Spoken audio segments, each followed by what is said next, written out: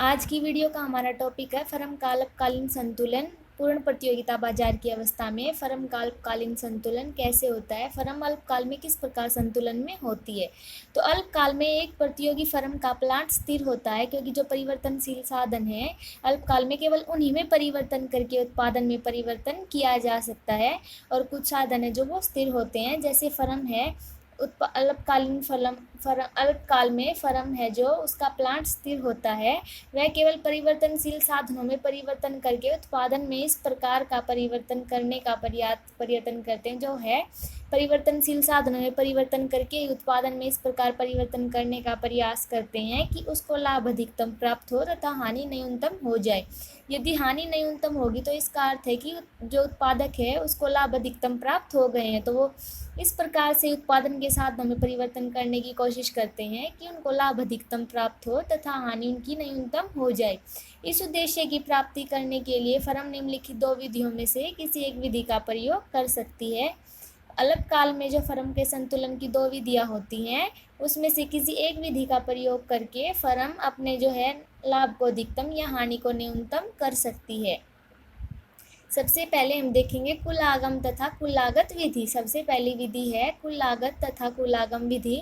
तो अल्पकाल में एक फर्म उत्पादन की उस मात्रा का उत्पादन करेगी, जो अल्पकाल है उसमें एक फर्म उत्पादन की उस मात्रा का उत्पादन करेगी जिस पर अन्य उसको लाभ अधिकतम होंगे तथा हानि न्यूनतम होगी। फर्म है जो अल्पकाल में इस उत्पादन के जो है साधनों का इस प्रकार उनमें चेंज करती है, उत्पादन की इस मात्रा का उत्पादन करने की कोशिश करती है जिससे कि उसे लाभ अधिकतम प्राप्त हो तथा हानि उनकी न्यूनतम हो जाए। इन दोनों स्थितियों का वर्णन निम्नलिखित ढंग से किया जा सकता है।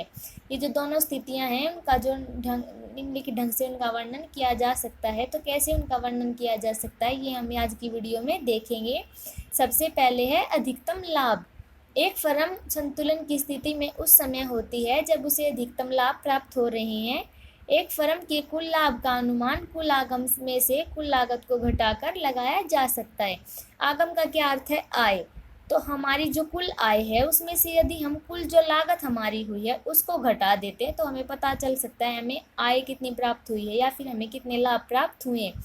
जिस भी चीज़ पर हम कोई खर्च करते हैं उससे हम प्रॉफिट कमाने की कोशिश करते हैं, तो हम अपने प्रॉफिट को कैसे देखते हैं? जो हमारी लागत थी हम उसे कुल आगम में से निकाल देते हैं। जो हमें आय प्राप्त हुई है उसमें से जब हम अपनी लागत को हटा देते हैं, जितना हमने खर्च किया उसको हटा देते हैं, तो जितना हमें बचता है उसे हम अपना प्रॉफिट कहेंगे। तो जो कुल आगम है उसमें से कुल लागत को घटाकर हम कुल लाभ प्राप्त कर सकते हैं। फर्म के लाभ का अनुमान कुल आगम में से कुल लागत को घटाकर लगाया जा सकता है। यहाँ पर दिखाया गया है ये जो सूत्र है पाई बराबर T R minus T C. T R बराबर है total revenue minus T C यानी टोटल कॉस्ट, जिसे हम बोलेंगे। तो टोटल रिवेन्यू यानी कुल आगम से कुल लागत को हम माइनस करेंगे तो हमें कुल लाभ प्राप्त होते हैं। पाई को यहाँ पर हमने कुल लाभ माना है। पाई किसको शो कर रहा है? कुल लाभ को शो कर रहा है। ये जो सिंबल दिखाया गया इसे हम पाई बोलते हैं। तो एक फर्म उस समय संतुलन में होती है जब वह किसी वस्तु की उस मात्रा का उत्पादन कर रही है जिस पर कुल आगम तथा कुल लागत का अंतर अर्थात कुल लाभ अधिकतम हो जाते हैं। जिस पॉइंट पर कुल आगम तथा कुल लागत का अंतर अर्थात जो कुल लाभ होता है यानी जो कुल लागत है उसको अगर हम कुल आगम यानी कुल आय से माइनस करेंगे तो जो उनका जो डिफरेंस निकलता है उसे क्या कहेंगे हम? कुल लाभ। और जहाँ पर कुल लाभ अधिकतम होते हैं फर्म उस समय संतुलन में होती है। डायग्राम दिखाया गया है। ओ वाई अक्ष पर क्या लिया गया है? कॉस्ट, रिवेन्यू तथा प्रॉफिट को दिखाया गया है। जो हमारा ओ वाई अक्ष है उस पर हमने किस किस चीज़ को दिखाया है? कॉस्ट यानी कि जो हमारी लागत है, रिवेन्यू जो हमारी आय है, और प्रॉफिट जो हमारा लाभ है उसे हमने दिखाया है। ओ एक्स अक्ष पर आउटपुट को लिया गया है। हमारा जो ये वक्र है जो ओ अक्ष से निकलकर ओ अक्ष को के अंदर से जो वो जा रहा है, टी आर हमारा जो वक्र है यानी टोटल रिवेन्यू कुल आगम वक्र है, और टी सी हमारा कुल लागत वक्र है। हम ये देख सकते हैं कि जो हमारा कुल आगत है, हमारी कुल लागत है जो आगत आगम एक ही बात है, यानी कुल हमारी जो आय है, कुल हमारी आगत या कुल हमारी आगम है जो वो क्या है, वो यहाँ से स्ट्रेट रेखा में जा रही है। और हमारी कुल लागत क्या है? कुल लागत ए पॉइंट तक जो टी आर है उससे अधिक है, उसके ऊपर से जा रही है, और ए पॉइंट से वो बी पॉइंट तक कुल आगम से नीचे की तरफ है, यानी कि जो हमारा आर पॉइंट है या फिर ए से बी पॉइंट तक हमारी कुल लागत कुल रिवेन्यू से कम है। यहाँ पर जो है हमें प्रॉफिट अधिक प्राप्त हो रहे हैं। क्यों? क्योंकि जो हमारी कुल लागत है ये हमारा कुल लागत वक्र है, क्योंकि कुल लागत अगर हमारी कुल आगम से कम हुई तो यानी हमें प्रॉफिट अधिक प्राप्त हो रहे हैं। और जो ये पॉइंट है हमारा, यहाँ पर कुल लागत कुल रिवेन्यू से अधिक है। अगर कुल लागत कुल आगम से अधिक है तो इसका मतलब हमें यहाँ पर हानि अधिक प्राप्त हो रही है। ये जो हमारा टीसी है ये कुल लागत को शो कर रहा है, और टीआर हमारा कुल रिवेन्यू को शो कर रहा है। ये हमारा है टीपीसी। अब हम ये देख सकते हैं कि यदि उत्पादक M1 जो हमारा पॉइंट है, M1 पॉइंट तक अगर उत्पादन करता है तो उसे क्या उठाना पड़ेगा? उसे लाभ नहीं प्राप्त हो रहे हैं, उसे हानि उठानी पड़ेगी, क्योंकि जो टोटल कॉस्ट हमारा डायग्राम है, जो हमारा वक्र है वो क्या है, टोटल रिवेन्यू से अधिक है। यहाँ मतलब कि यहाँ पर हमारी लागत कुल आगम से अधिक है। तो यहाँ पर अगर उत्पादन M1 पॉइंट पर उत्पादन करेगा तो उसे हानि अधिक उठानी पड़ेगी। यदि उत्पादक M पॉइंट पर उत्पादन करेगा तो उसे अधिक लाभ प्राप्त होंगे, अधिकतम लाभ प्राप्त होंगे, क्योंकि कॉस्ट है जो वो रिवेन्यू से कम है। कॉस्ट अगर कम है और हमें आय अधिक प्राप्त हो रही है, लागत हमारी कम लग रही है, तो ये है जो अधिकतम लाभ को शो कर रहा है। जो हमारा M2 पॉइंट है वहाँ पर है जो कुल लागत वक्र MTR वक्र को काट रही है नीचे से। अब हम इसे जो डिटेल में देखते हैं, डायग्राम का जो वर्णन किया गया हम उसे वैसे समझेंगे। अब दिखाया गया ओ एक्स अक्ष पर वस्तु की मात्रा तथा ओ वाई अक्ष पर लागत और लाभ प्रकट किए गए। ये मैंने दिखाई दिया आपको। ओ वाई अक्ष पर क्या दिखाया गया? कॉस्ट, रिवेन्यू और प्रॉफिट, लागत और लाभ को दिखाया गया है। टी आर वक्र कुल आय वक्र है। यह एक सीधी रेखा है जो कि प्रारंभिक बिंदु ओ से 45 डिग्री के कोण पर ऊपर की ओर उठ रही है। जो हमारी टी आर रेखा है वो एक सीधी रेखा है। ओ एक्स अक्ष है जो मूल बिंदु से चलकर वो 45 डिग्री के कोण पर ऊपर की तरफ उठ रही है। इससे सिद्ध होता है कि वस्तु की कीमत स्थिर है। यह स्थिति पूर्ण प्रतियोगिता में संभव है। इससे जो क्या सिद्ध हो रहा है कि वस्तु की कीमत है वो स्थिर है। और वस्तु की कीमत कहाँ पर स्थिर होती है? केवल पूर्ण प्रतियोगिता बाजार में वस्तु की कीमत स्थिर होती है। टीसी कुल लागत वक्र, टीपीसी वक्र कुल लाभ वक्र है। जो हमारा टीसी है वो कुल लागत वक्र है, और हमारा टीपीसी है वो क्या है? Total profit curve. Total profit curve यानी कि कुल लाभ वक्र हमारा है टीपीसी वक्र।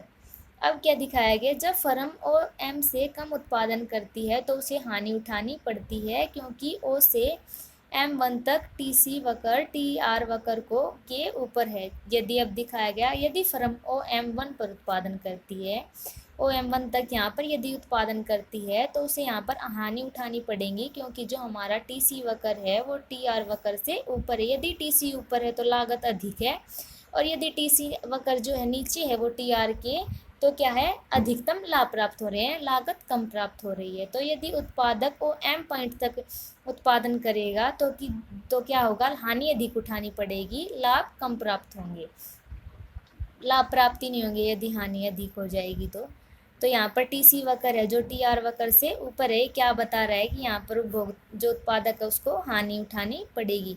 अगला, यदि फर्म ओ M1 मात्रा का उत्पादन करती है तो फर्म की हानि है जो शून्य हो जाएगी तथा उसके लाभ भी शून्य होंगे, क्योंकि स्थिति में टीआर बराबर है टीसी। यदि फर्म ओ एम पर उत्पादन करती है, ओ एम यदि 1 से कम उत्पादन कर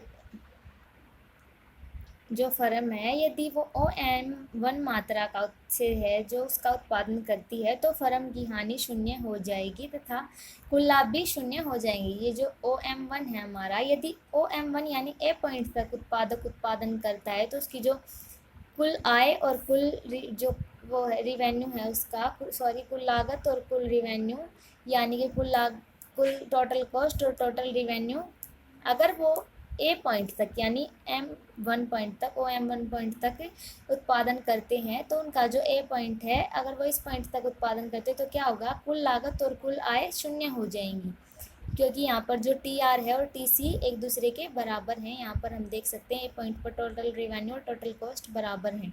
यानी अगर उत्पादक OM1 से कम उत्पादन करेंगे तो उन्हें हानि उठानी पड़ेगी, क्योंकि ए पॉइंट से ऊपर देख सकते हैं हम टोटल कॉस्ट अधिक है। यदि उत्पादक ओ M1 पॉइंट पर उत्पादन करेगा तो उसे कुल लागत और जो कुल आय है उसकी बराबर हो जाएगी, उसे ना हानि उठानी पड़ेगी और ना उसे लाभ प्राप्त होंगे। अब M1 से M2 तक के उत्पादन के किसी स्तर पर भी फर्म को लाभ प्राप्त हो रहे हैं, क्योंकि इस स्थिति में TR TC से जो अधिक है।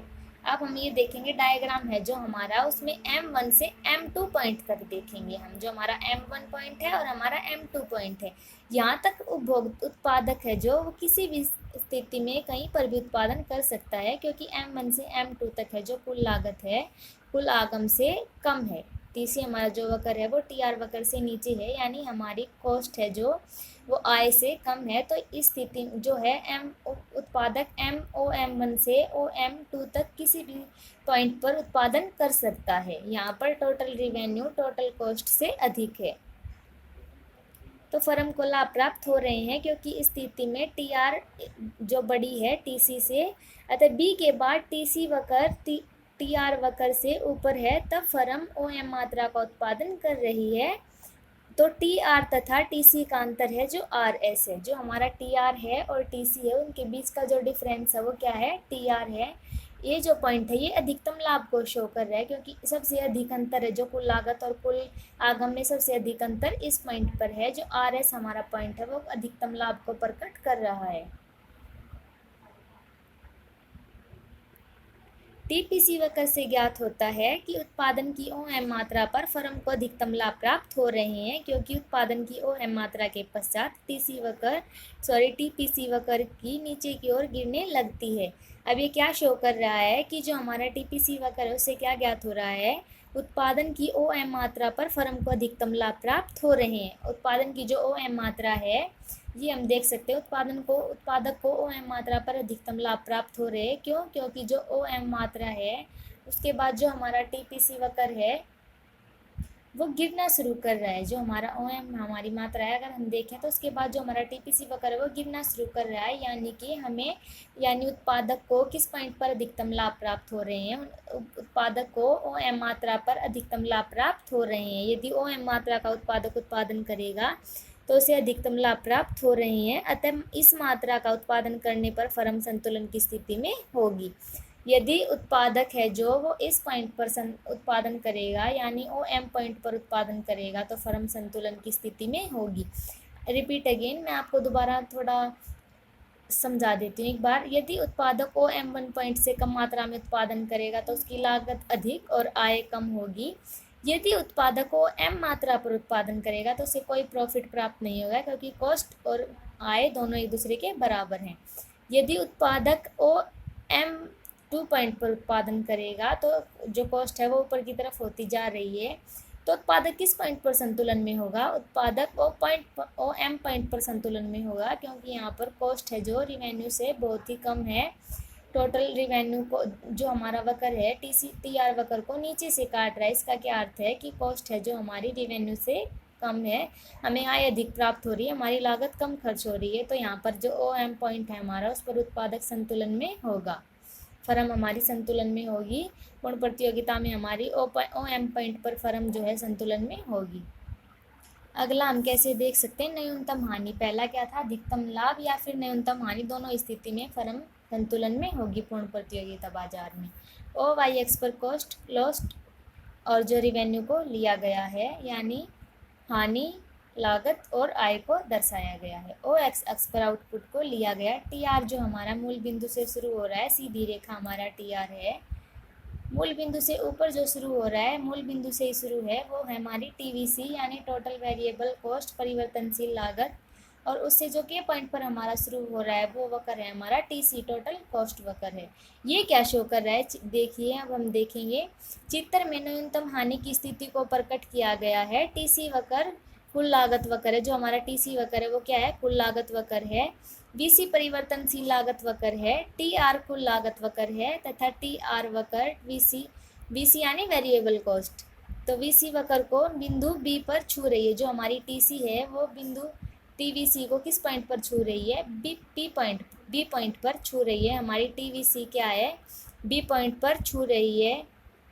TR हमारे वक्र को, जो हमारी TVC है टोटल वेरिएबल कॉस्ट, वो TR वक्र को B पॉइंट पर छू रही है। इसका क्या अर्थ है? इससे ज्ञात होता है कि फर्मों को केवल परिवर्तनशील लागत प्राप्त हो रही है तथा उससे स्थिर लागत की हानि हो रही है। इससे क्या जो समझ आ रहा है हमें कि केवल जो फर्म को परिवर्तनशील लागत प्राप्त हो रही है तथा उसे स्थिर लागत है जो उसकी हानि हो रही है, स्थिर लागत की हानि हो रही है फर्म को, और परिवर्तनशील जो लागत है केवल उसी की प्राप्ति हो रही है। यह हानि ए बी या ओ के बराबर है। यह हानि किसके बराबर हम बोल सकते हैं? ओ के या फिर ए बी के बराबर है जो हमारी हानि है, क्योंकि यहाँ पर हमें स्थिर हानि प्राप्त नहीं हो रही है, केवल परिवर्तनशील की हानि ही, जो लागत है उसकी हानि ही प्राप्त हो रही है। हमें परिवर्तनशील लागत ही प्राप्त हो रही है, स्थिर लागत प्राप्त नहीं हो रही है, जो फर्म को उस समय भी उठानी पड़ेगी जब वह अल्पकाल के लिए अपना उत्पादन बंद कर दे। जो हमारी टीवीसी है यानी वेरिएबल कॉस्ट है, जो हमारी टोटल वेरिएबल कॉस्ट, वही हमें प्राप्त हो रही है, हमें टोटल कॉस्ट कोई प्राप्त नहीं हो रही है। इसका क्या अर्थ है? इसका अर्थ है कि जो हमारी टीवीसी है वो तो हमें उस टाइम भी उठानी पड़ेगी। यदि हम उत्पादन को बंद भी कर देते हैं तो भी हमें वेरिएबल कॉस्ट को उठाना पड़ेगा, हमें टोटल कॉस्ट तो प्राप्त नहीं होगी, लेकिन हमें वेरिएबल कॉस्ट का उठाना पड़ेगा, जो फर्म को उस समय भी उठानी पड़ेगी, जो अल्पकाल में यदि वह उत्पादन अपना बंद भी कर दे तो भी हमें टोटल वेरिएबल कॉस्ट को उठाना पड़ेगा। आज की बस वीडियो थी हमारी, वो हमें फर्म का अल्पकालीन संतुलन को दिखा रही थी। हम दो विधियां हैं फर्म के अल्पकालीन संतुलन की। पहली विधि है जो कुल आगम तथा कुल लागत विधि, कुल आगम और कुल लागत विधि, और इसके जो हम इसे किस तरह से देख सकते थे, न्यूनतम हानि और अधिकतम लाभ, हमने दोनों तरीके से इन्हें देखा है और आई होप आप लोगों को समझ आ गया होगा। दूसरी विधि है हमारी सीमांत आगम तथा सीमांत लागत विधि। फर्म के संतुलन को सीमांत आगम तथा सीमांत लागत विधि द्वारा भी ज्ञात किया जा सकता है। एक वस्तु की एक अतिरिक्त इकाई का उत्पादन करने पर कुल लागत में जो अंतर आता है उसे हम सीमांत लागत कहते हैं। सीमांत लागत हम किसी कहेंगे, एक अतिरिक्त इकाई का उत्पादन करने पर जो कुल लागत है वो और बढ़ जाती है, उसमें जो डिफरेंस होता है उसे हम कुल लागत कहेंगे। जो उसमें अंतर आता है, जो कुल लागत में एक अतिरिक्त इकाई का उत्पादन करने पर कुल लागत में जो अंतर आता है उसे हम सीमांत लागत कहते हैं। तो एक वस्तु की एक अतिरिक्त इकाई की बिक्री करने पर कुल आगम में जो अंतर आता है उसे सीमांतागम कहते हैं। सीमांत हम किस प्रकार निकाल सकते हैं? सीमांत किसी भी चीज़ की हमें जो सीमांत आगम है, सीमांत उत्पादन है, सीमांत फलन लागत है, आगम है, आय है, कुछ भी निकालने के लिए हमें जो कुल है उसमें से उसे जो कुल का एक अतिरिक्त इकाई का जो भी करते हैं, घटाते हैं, बढ़ाते हैं, लागत है, उत्पादन है, आय, कुछ भी देखते हैं तो हमें कुल में से है जो उसमें जो डिफरेंस आ रहा है, कुल का एक अतिरिक्त करने पर जो उसमें डिफरेंस आ रहा है उसे हम क्या कहेंगे? उसे हम सीमांत कहते हैं। तो जैसे एक अतिरिक्त इकाई का उत्पादन करने पर कुल लागत में जो अंतर आता है उसे हम कुल लागत कहते हैं, और उसी प्रकार एक अतिरिक्त इकाई की बिक्री करने पर कुल आय में जो अंतर आता है, कुल आगम में जो अंतर आता है उसे हम सीमांत आगम कहते हैं।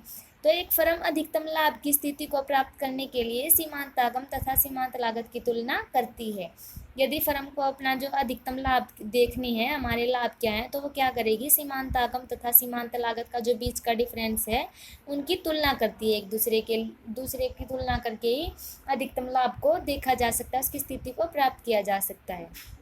सीमांत विश्लेषण जो है उसके अनुसार फर्म संतुलन की दो शर्तें हैं। सबसे पहले MC बराबर MR यानी मार्जिनल कॉस्ट बराबर है मार्जिनल रेवेन्यू की।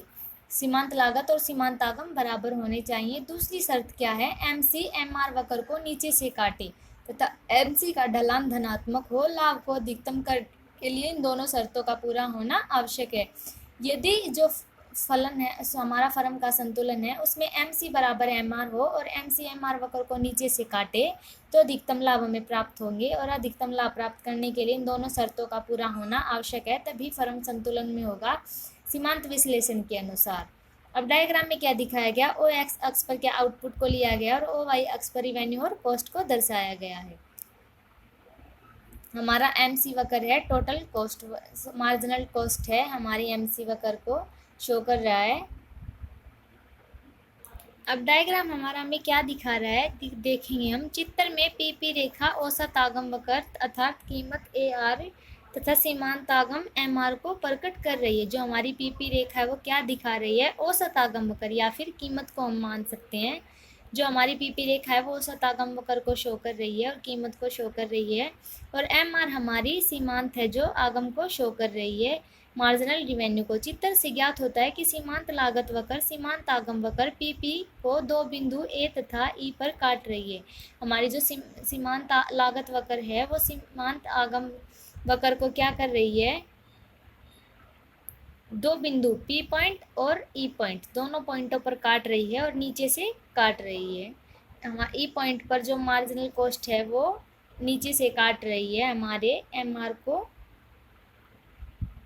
तथा दोनों पॉइंटों पर एम सी बराबर है एम आर। दोनों पॉइंट है जो उस पर एम सी बराबर है एम आर है, क्योंकि मार्जिनल कॉस्ट मार्जिनल रिवेन्यू को काट रही है। बिंदु ए से पता चलता है कि फर्म ओ एन वस्तुओं का उत्पादन कर रही है। जो हमारा ए पॉइंट है उससे क्या पता चल रहा है कि फर्म ओ एन वस्तुओं का उत्पादन कर रही है। फर्म ओ एन से ओ एम तक जितनी अधिक वस्तुओं का उत्पादन करती जाएगी, सीमांत लागत सीमांत आगम से कम हो रही है। फर्म है जो ओ एन से ओ एम पॉइंट तक जितनी भी वस्तुओं का उत्पादन करेगी इस बीच में, तो हमें क्या ज्ञात हो रहा है, हमारी कॉस्ट है जो वो कम होती जा रही है। यहाँ से ओ एन से ओ एम तक जितनी भी वस्तुओं का उत्पादन करेगी, सीमांत लागत सीमांत आगम से कम हो जाएगी तथा फर्म के जो लाभ है वो बढ़ते जाएंगे। अतः बिंदु ए है जो संतुलन की अवस्था को प्रकट नहीं करेगा। क्यों जो संतुलन की अवस्था को प्रकट नहीं कर रहा है हमारा बिंदु ए, क्योंकि फर्म का जो सीमांत विश्लेषण है उसमें M R is equal to M C होना चाहिए। तो यहाँ पर संतुलन की स्थिति ए पॉइंट में नहीं होगी। इसके विपरीत बिंदु ए से पता चलता है कि फर्म ओ एम मात्रा का उत्पादन कर रही है। जो हमारा पॉइंट ए है ई है, इससे क्या पता चल रहा है कि फर्म ओ एम पॉइंट का है जो ओ एम मात्रा का उत्पादन कर रही है। यदि फर्म ओ एम से अधिक उत्पादन करेगी तो सीमांत लागत सीमांत आगम से अधिक हो जाएगी और तथा फर्म को हानि उठानी पड़ेगी। अतः पॉइंट ई पर जो संतुलन की स्थिति होगी, इस स्थिति में दो शर्तें भी पूरी हो रही हैं। जो हमारा ई पॉइंट है इस पर दोनों स्थितियां शर्तें हमारी पूरी हो रही हैं, तो उत्पादन किस पॉइंट पर संतुलन में होगा, ई पॉइंट पर। और ई पॉइंट पर उत्पादक संतुलन में क्यों है, आप दोबारा देख लीजिए। जो ओ एम मात्रा का यदि है जो फर्म है, ई पॉइंट से पता चलता है कि फर्म जो है ओ एम मात्रा का उत्पादन कर रही है, हमारी ओ एम मात्रा का उत्पादन कर रही है फर्म। यदि फर्म ओ एम से अधिक उत्पादन करेगी तो सीमांत लागत सीमांत आगम से अधिक हो जाएगी। देख लीजिए हम, यदि ओ एम मात्रा से अधिक उत्पादन करेगी हमारी जो फर्म है, ओ एम मात्रा से अधिक उत्पादन करेगी तो क्या होगा, जो हमारी एम सी है ओ एम मात्रा है यदि इससे अधिक उत्पादन कर रही है, हम देख सकते हैं जो एम सी है वो ऊपर की तरफ है और एम आर हमारा नीचे रह जाता है। तो एम सी है जो मार्जिनल लागत हमारी सीमांत लागत है वो हमारी सीमांत आगम से अधिक हो जाएगी। तो इससे हम ओ एम से अधिक उत्पादन नहीं कर सकते हैं, क्योंकि यहाँ पर सीमांत लागत सीमांत रिवेन्यू से मार्जिनल रिवेन्यू से अधिक हो जाएगी। तो ई पॉइंट पर सब जो है संतुलन में होगा। फर्म क्यों संतुलन में होगी, क्या, क्योंकि यहाँ पर दोनों शर्तें जो है वो फॉलो की जा रही हैं। क्योंकि एम सी बराबर है एम आर, ये हम देख सकते हैं हमारी पहली शर्त है। पहली शर्त क्या है, एम सी बराबर एम आर होना चाहिए और दूसरी है एम सी एम आर को नीचे से काटनी चाहिए। तो हमारा जो एम सी वक्र है वो एम आर वक्र को नीचे से काट रहा है, यानी ई पॉइंट पर हमारी उत्पादन की दोनों शर्तें हैं जो वो फॉलो की जा रही हैं। तो यहाँ पर ई पॉइंट है जो वहाँ पर उत्पादक संतुलन में होगा। आज की वीडियो में बस इतना ही। मिलेंगे हम नेक्स्ट वीडियो में नेक्स्ट टॉपिक के साथ। अगर आपको कोई भी बात समझ नहीं आई है, कोई भी टॉपिक आपको समझ नहीं आया है या कोई भी किसी भी तरह की कन्फ्यूज़न है, आप मेरे को बेझिझक होकर कमेंट कर सकते हैं। आपको जो भी प्रॉब्लम है आप मेरे साथ शेयर करें उसे, मैं आपकी प्रॉब्लम को सॉल्व करूँगी, उसको सॉल्व करने की कोशिश भी करूँगी। आप मेरे को जो कमेंट करोगे मैं उसका जवाब बिल्कुल कंपलसरी मैं उसका जवाब दूंगी और आपकी जो प्रॉब्लम है उसे भी सॉल्व करूँगी। And thanks for watching my video. Best luck, good luck.